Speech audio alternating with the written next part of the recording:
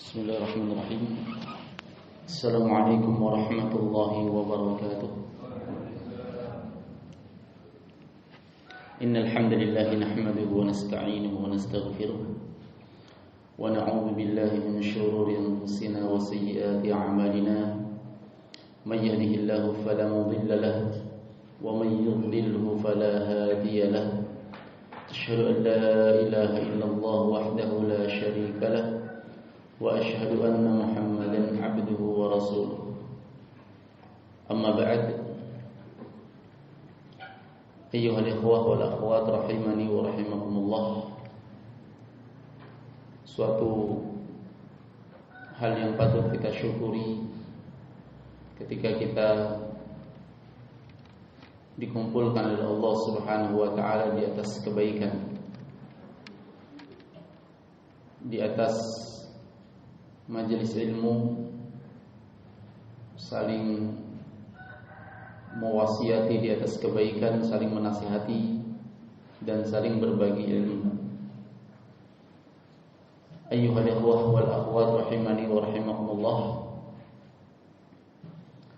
Apa yang kita lakukan ini kita harapkan sebagai bentuk realisasi dari usaha kita untuk menuju kepada yang lebih baik. Karena seluruh dari kita pasti mengetahui dirinya berada di atas kekurangan. Setiap orang. Karena memang manusia itu tempatnya salah, berbuat zalim terhadap dirinya sendiri. Makanya disebutkan dalam Al-Quran, manusia itu zaluman jahula, zalim lagi jahil. Digandengkan ini kezaliman dengan kejahilan. Karena ketika seorang ingin terlepas dari kejahilan, pasti ujung-ujungnya tergandengkan dengan ilmu. Gak bisa tidak. Paling tidak dia mengetahui dirinya. Makanya gak ada orang yang bisa hijrah dari kezaliman, kesalahan, kalau dia tidak di atas ilmu, paling tidak mengilmui bahwasanya dirinya salah. Makanya ketika Nabi Adam alaihissalam beserta istrinya Hawa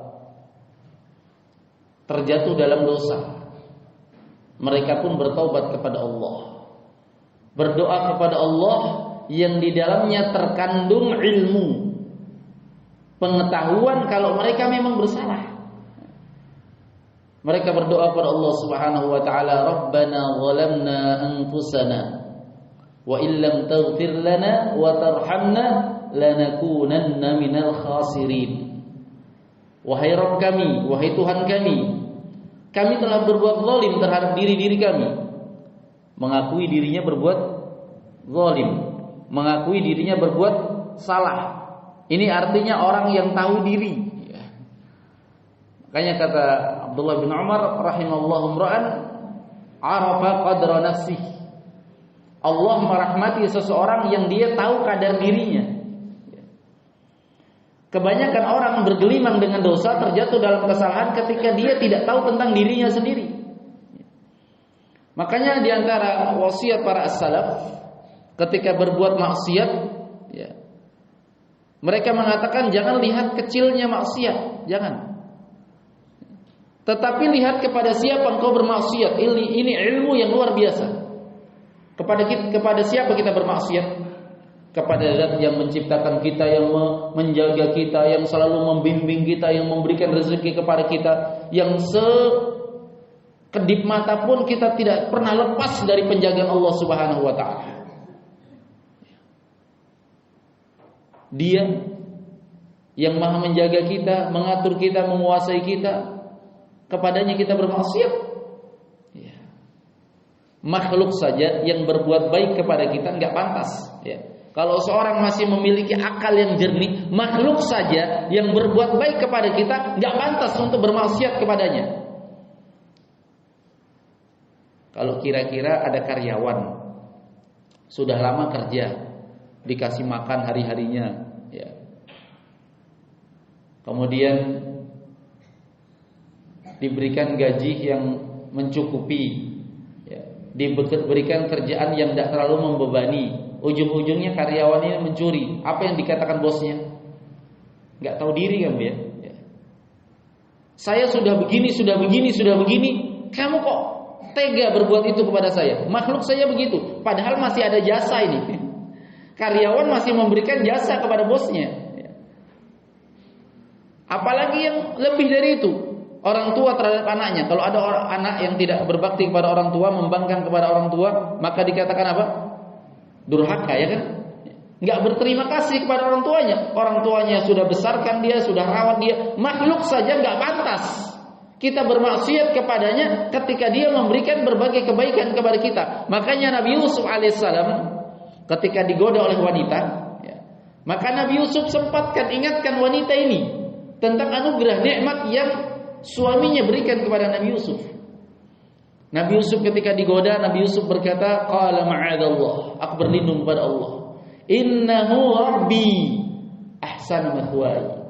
Sesungguhnya dia suamimu itu adalah Rabbku. Rabb maksudnya di sini tuan, majikan. Majikanku, tuanku yang telah menjadikan baik kedudukanku. Dulu aku budak, sekarang aku diangkat.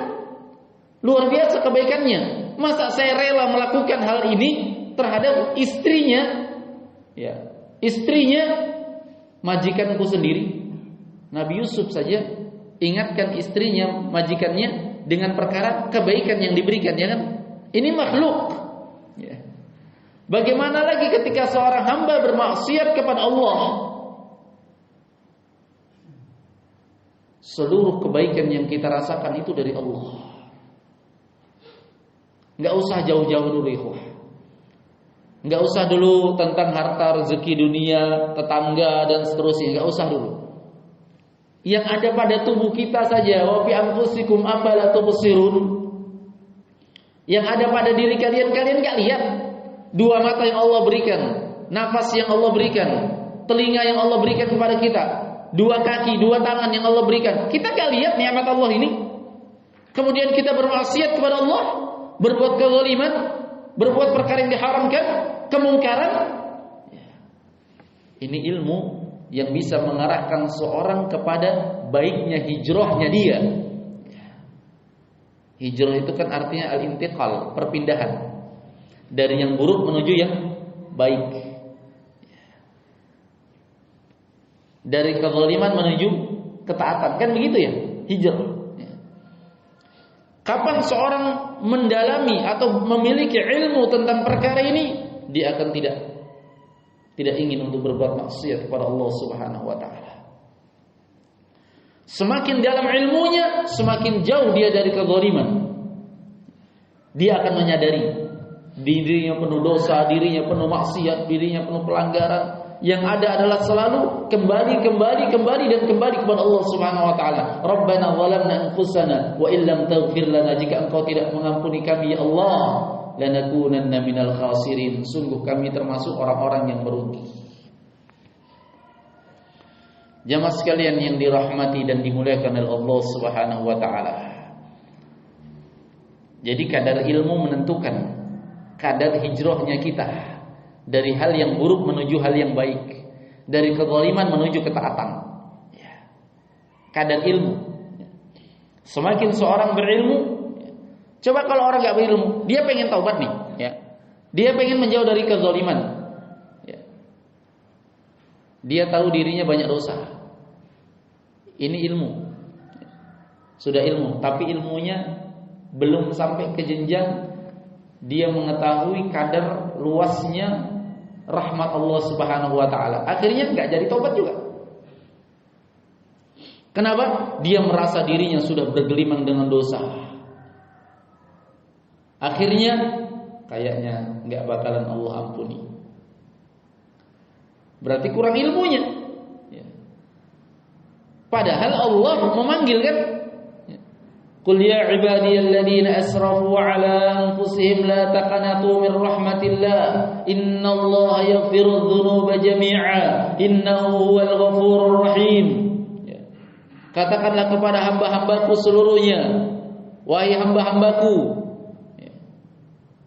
yang mereka telah, yang kalian manusia itu telah melampaui batas, yang mereka telah jauh sekali melampaui batasannya. La taqnatu min rahmatillah. Jangan pernah putus asa dari rahmat Allah. Kenapa? Innallaha yaghfiru dzunuba jami'a. Allah mengampuni seluruh dosa. Ini ilmu. Semakin seorang mengilmui tentang dirinya, tentang Allah Subhanahu wa taala, maka dia akan semakin mendekat kepada Allah. Rahmat Allah Maha luas. Kata Allah, "Wa rahmati wasi'at kulla syai'." Rahmatku melingkup segala sesuatu. Bahkan wa rahmati sabaqat ghadabi. Rahmatku mendahului murkaku. Makanya kalau seorang ingin bertaubat, kemudian dia tidak barengi dengan ilmu, atau ada orang yang bertaubat tapi terlihat gak ada motivasi, gak ada gairah untuk belajar, maka bisa dipastikan taubatnya bakalan tidak benar. Saya mau taubat, mau meninggalkan minuman keras, mau mulai untuk sholat, tapi gak tahu cara sholat, ya kan? Gak tahu caranya sholat, gak tahu mengatur keikhlasan, ya. Gak tahu bagaimana caranya berwudu. Makanya taubat kaitan eratnya pasti dengan ilmu. Kalau kamu mau bertobat, maka harus berilmu. Bagaimana cara bertobat, bagaimana kamu mau melakukan amalan-amalan yang bernilai tobat, bagaimana cara sholat, cara berwudu, cara ini, cara itu, ya kan? Pasti berkaitan dengan ilmu. Makanya hijrah dari kezaliman itu mengharuskan untuk hijrah menjadi seorang alim, seorang yang berilmu. Harus itu lazim, keharusan, gak bisa tidak. Makanya ada kisah seorang yang mau bertobat datangnya kepada orang yang berilmu, karena orang yang berilmu saja bisa mengarahkan kepada taubat. Ya kan? Dikisahkan oleh Nabi sallallahu alaihi wasallam, "Inna mimman kana qablakum rajulun qatala 99 nafsan." Dulu kata Nabi, di zaman sebelum kalian, zaman Bani Israel, ada seorang pemuda yang dia sudah membunuh 99 jiwa. Ya. Di Indonesia ada enggak pembunuh 99 jiwa? Enggak ada ya. Ngakunya hebat. Tapi habis bunuh lari, penakut. Ya. Enggak enggak laki-laki banget gitu. Ini pembunuh 99 jiwa. Masih berani berkeliaran, enggak ada yang berani sama dia. Dia diberikan hidayah dalam bentuk apa? Mau bertobat. Keinginan itu sudah luar biasa. Tapi ingat ikhwah, keinginan tidak cukup kalau tidak direalisasikan. Realisasi tidak cukup kecuali dibarengi dengan ilmu. Ini baru benar taubatnya. Orang ini mau bertobat, tanya sama orang, dia nggak tahu caranya taubat. Di sini dapat faedah apa? Seorang yang betul-betul dia mau bertobat harus bertanya kepada orang. Artinya dia menuntut ilmu. Tanya itu kan bagian dari ilmu ya. Kalau nggak tanya bagaimana dia tahu? Fas'alu ahla dzikri in kuntum la ta'lamun. Tanya kepada ahlinya kalau kalian nggak tahu. Dalam perkara dunia saja harus tanya, apalagi dalam perkara akhirat. Mau bikin roti, nggak tahu caranya bikin roti, tapi sok tahu.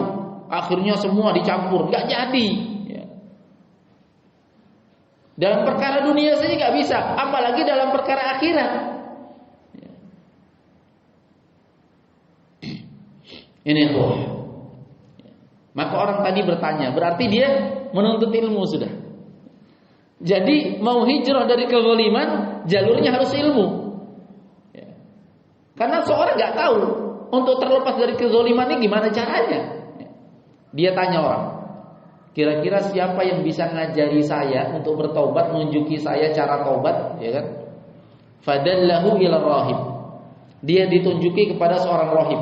Rahib itu ahli ibadah yang kerjanya ibadah aja, tapi nggak punya ilmu. Ya kan? Makanya Nabi pernah memperumpamakan fadlul alim 'alal 'abid ka fadlil qamari 'ala sairil kawakib. Orang ahli ibadah kan bagus juga namanya ibadah. Tapi kata Nabi, perumpamaan seorang alim yang berilmu dengan seorang ahli ibadah saja, itu perumpamaannya seperti bulan dan di tengah-tengah seluruh bintang. Kira-kira yang mana yang lebih terang? Enggak pernah orang katakan terang bintang, enggak pernah. Terang bulan, ya. Bukan terang bulan yang di jalan ya. Terang bulan, ya. Bulan purnama, ya kan? Ketika belum muncul bulan, bintang itu menerangi, Masya Allah. Tapi begitu muncul bulan, hilang penerangan bintang, seakan-akan tidak dianggap.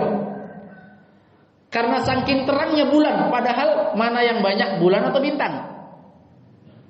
Bintang, bulan cuma satu, tapi mengalahkan seluruh cahaya bintang. Seperti itu keutamaan seorang alim dibandingkan seorang abid. Lebih hebat lagi kata Nabi sallallahu alaihi wasallam, fadlul alim 'alal 'abid ka fadli 'ala adnakum. Subhanallah. Keutamaan seorang yang berilmu kata Nabi dibandingkan dengan seorang ahli ibadah saja, itu keutamaannya seperti keutamaanku, keutamaan Nabi dibandingkan dengan orang yang paling rendah di antara kalian. Orang yang paling utama saja, Abu Bakar As-Siddiq dibandingkan Nabi, lebih mana yang lebih mulia? Oh, jauh lebih mulia Nabi ya. Sekarang bagaimana kalau dibandingkan dengan orang yang paling rendah? Jauh. Nah, orang ini tadi kembali ke cerita asal, ditunjukkan kepada rohib. Rohib kan kerjaannya ibadah aja, ilmunya kadang nggak mumpuni. Datang roh kepada rohib, orang tadi yang sudah membunuh 99. Maka ketika datang, ditanyalah rohib ini, sungguh aku telah membunuh 99 nafsan, 99 jiwa. Wah, kaget rohibnya. Fahal liya min taubah, apakah kira-kira saya masih bisa bertaubat? Niatnya baik, keinginannya baik, salahnya cuma belum punya ilmu. Ini ya, ini orang, ini kalau manusia bertaubat nggak punya ilmu gini jadinya. Sudah tahu dirinya zalim, mau hijrah tapi nggak mau berilmu, ini jadinya. Jalurnya orang ini sudah benar mencari tahu, mau berilmu, tapi ketemu orang yang nggak berilmu. Ketika ditanya baik-baik, apakah saya masih bisa bertobat? Apa jawaban rohib? Lah, kamu nggak bisa sudah 99. Ya kan? Kalau dipikir-pikir, kalau dangkal ilmu kita, ada benernya juga sih nggak bisa taubat. Kalau dangkal ilmu kita, kenapa? Membunuh satu jiwa saja dalam Al-Quran diancam apa?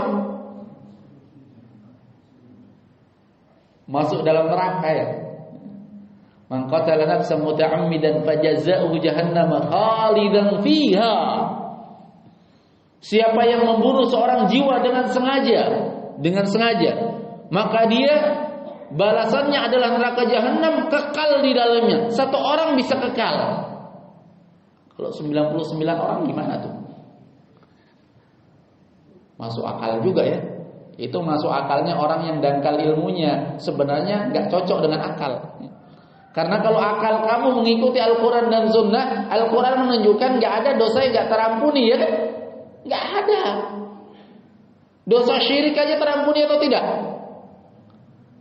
Kalimat tidak terampuni itu ketika seorang tidak bertaubat. Tidak ada satupun dosa yang tidak terampuni ketika seorang bertaubat. Dosa syirik itu, ya innallaha la yaghfiru ayyushraka bihi wa yaghfiru ma duna dzalika liman yasha. Allah tidak mengampuni dosa kesyirikan bagi orang yang meninggal di atas kesyirikan, tidak bertaubat kepada Allah Subhanahu wa taala. Siapapun yang bertaubat, dosa apapun akan diampuni oleh Allah Subhanahu wa taala. Rahib menjawab, enggak bisa kamu taubat. Apa yang terjadi? Faqatalahu fakammalahu mi'ah. Akhirnya si pembunuh ini bunuh rohibnya karena jengkel. Dicukupkan jadi 100. Lihat kejahilan. Lihat kejahilan ikhwah. Kejahilan itu bukan hanya membahayakan orang yang dia dakwahi.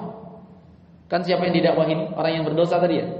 Kejahilan itu membahayakan orang yang didakwahi dan membahayakan dirinya sendiri dan membahayakan orang lain. Itu kejahilan itu. Lihat, gara-gara fatwanya dia jadi sasaran, dibunuh, jengkel lah. Sudah niat baik mau bertobat, malah dikatakan tidak bisa taubat, dibunuh sekalian. Ya. Digenapkan jadi 10. Digenapkan jadi 100. Masih pengen bertobat. Tanya lagi siapa? Fadallahu ila alim. Ditunjukkan kepada seorang alim, seorang yang berilmu.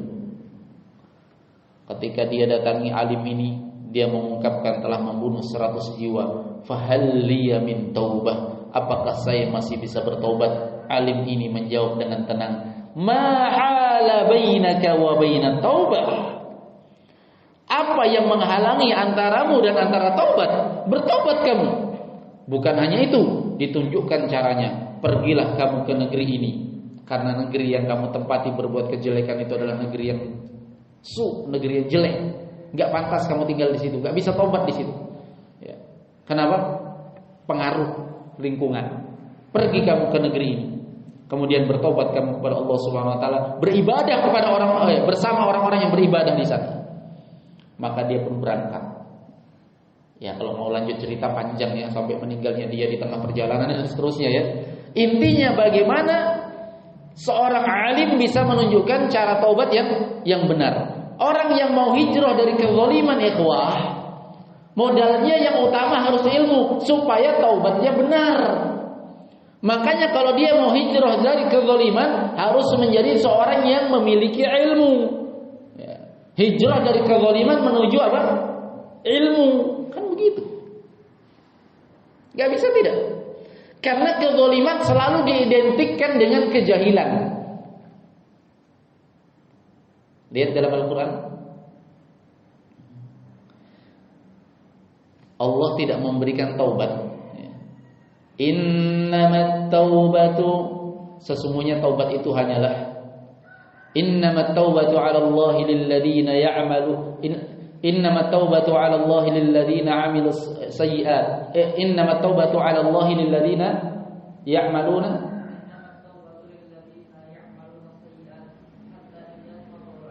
Baik. Bukan yang itu. Afwan.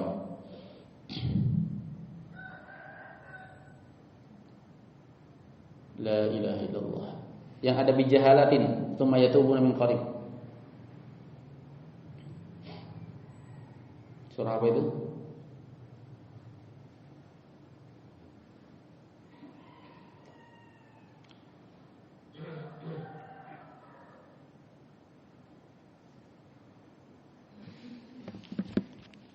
Sebentar ya. Ada faedah ikhwah. Al-hifdzu khawan. Tahu artinya? Hafalan itu pengkhianat. Hafalan itu apa? Pengkhianat. Makanya antum sering-sering murojaah, ya, selalu bawa catatan.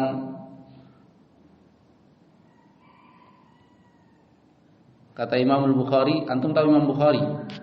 Imam Al-Bukhari itu hafalannya, beliau ambil hadis-hadis dari guru, kemudian beliau di suatu kesempatan mencatatnya menjadi Sahih Bukhari. Hebat enggak hafalan Imam Bukhari? Hebat ya. Tapi ketika beliau ditanya, dawa'u al-hifdz, apa obatnya, resepnya supaya hafal? Beliau menjawab, dawa'un nazar fil kutub. Sering-sering lihat di catatan. Karena memang apa? Memang namanya hafalan itu pengkhianat ya. Kemarin mungkin sekarang hilang kan gitu ya. Nah, taib. Kita bacakan ayatnya.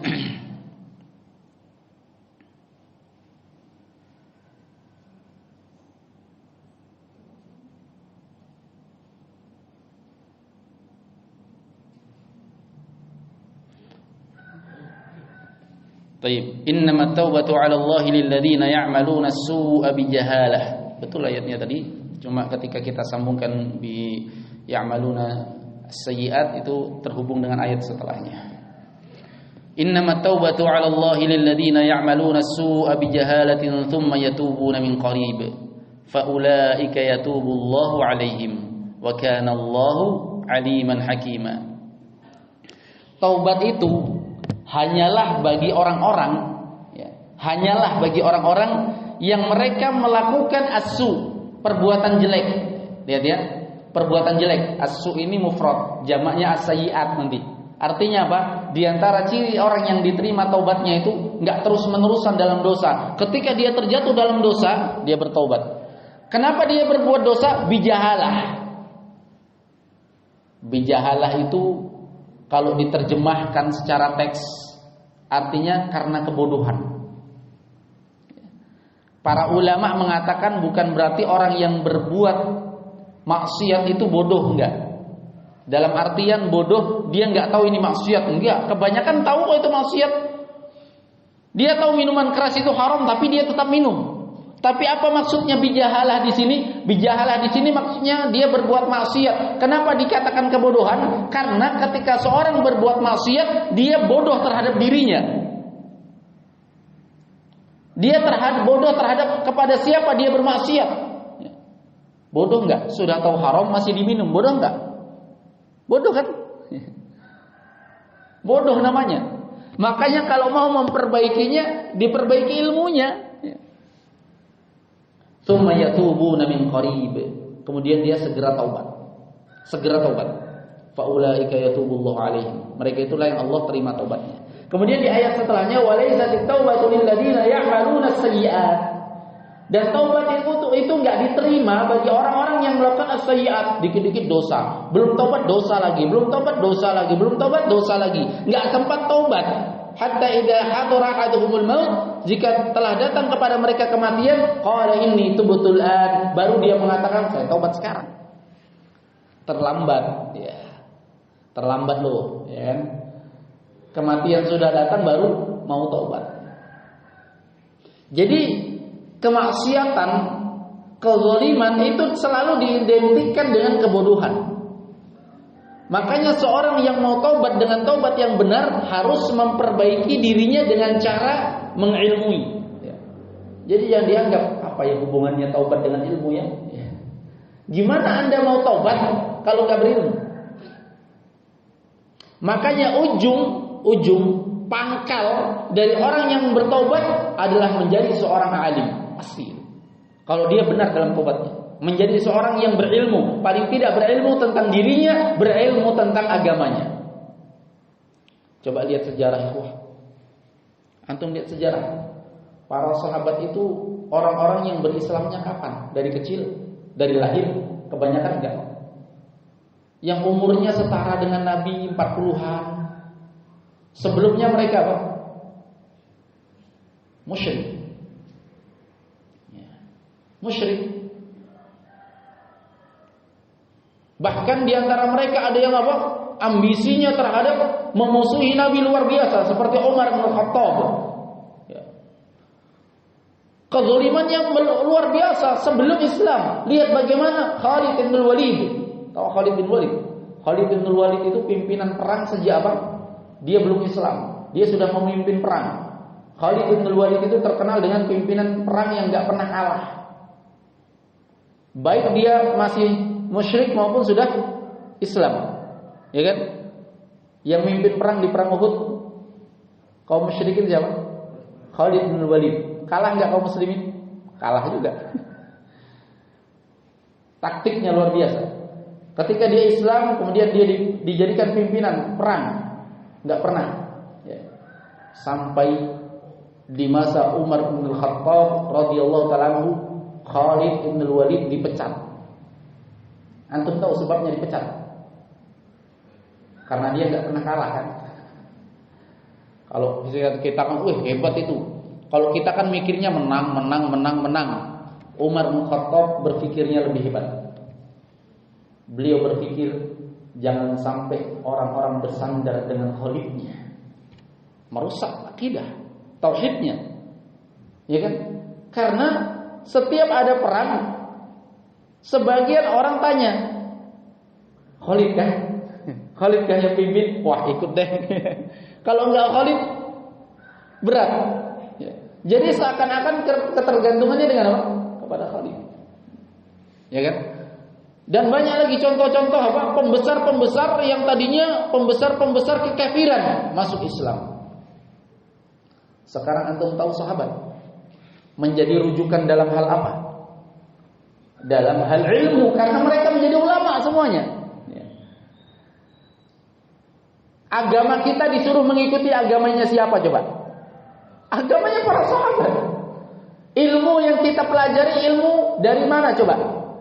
Dari para sahabat yang mereka dapat dari guru mereka, yaitu Rasulullah SAW. Bayangkan mereka menjadi ulama. Padahal di antara mereka sebagian besarnya tadinya adalah orang-orang yang bergelimang dengan dosa, tapi hilang itu karena Allah mengampuni dosa-dosa mereka. Ya. Jadi jangan pernah putus asa untuk bertaubat selama Anda bertaubat dengan cara yang benar, yaitu di atas ilmu. Di atas ilmu. Lihat semangatnya para sahabat, dimanapun ada majelisnya Nabi, di sana ada mereka. Ya kan? Kita mau membuktikan taubat kita, hijrah kita. Ya, dikit-dikit kan pembahasannya hijrah. Saya hijrah Ustaz dari ini. Iya, kamu hijrahnya dari tahun ini. Tapi kualitas belajar kamu, semangat belajar kamu gimana? Yang menentukan hebat tidaknya taubat kamu, benar tidaknya taubat kamu, sebesar mana semangat Anda di dalam belajar. Kenapa? Taubat itu kan jalan menuju kebaikan. Sedangkan satu-satunya jalan kebaikan apa? Belajar, enggak ada jalan lain. May yuridillahu bihi khairan yufaqihu fiddin. Siapa yang Allah inginkan kebaikan, bagaimana caranya? Allah pahamkan dia dalam masalah agama. Karena kalau orang mengaku bertobat, berarti dia mengaku kembali kepada agama. Agama perlu nggak dipelajari? Ya. Harus. Jadi nggak boleh lepas nih. Siapa saja yang mengaku, yang tahu dirinya terus-menerus bergelimang dengan dosa, harus terus-menerus belajar. Kenapa? Itulah yang mengarahkan kepada taubat yang benar. Siapa yang mengaku di sini berbuat zalim terus? Ingat ikhwah, kalau kita tidak merasa diri kita berbuat zalim, itulah salah satu penghalang kita susah taubat. Ya kan? Rasakan diri kita ini berbuat zalim terus. Ya karena memang begitu, bukan hanya dirasakan, memang benar begitu. Allah berfirman dalam hadits qudsi, "Ya ibadi, kullukum tukhti'una bil-laili wan-nahar wa ana aghfiru dzunuba jami'a fastaghfiruni aghfir lakum."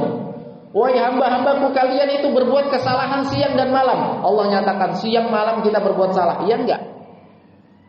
Iya, ngaku aja. Buka mata baru melek, ya. Subuh yang dilihat bukan Al-Qur'an. Bukannya doa, malah HP. YouTube, ya. Wah, mau lihat kajiannya Ustaz. Pencet kajian Ustaz, yang pertama muncul iklan. Iklannya cewek cantik. Terus enggak berkedip lagi matanya. Dosa enggak tuh?